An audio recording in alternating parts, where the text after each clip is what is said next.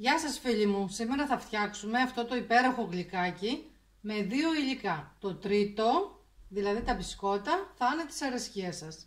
Πάμε να το φτιάξουμε.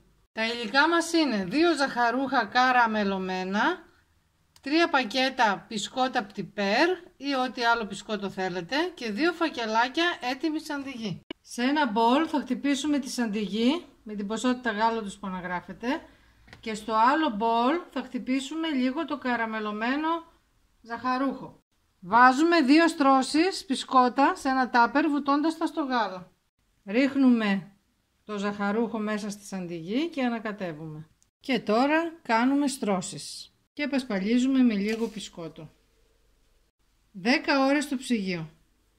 Έτοιμο. Για να δούμε. Υπέροχο, φανταστικό και πανεύκολο γλυκό. Αυτά φίλοι μου για σήμερα, την άλλη εβδομάδα πάλι μαζί. Γεια σας!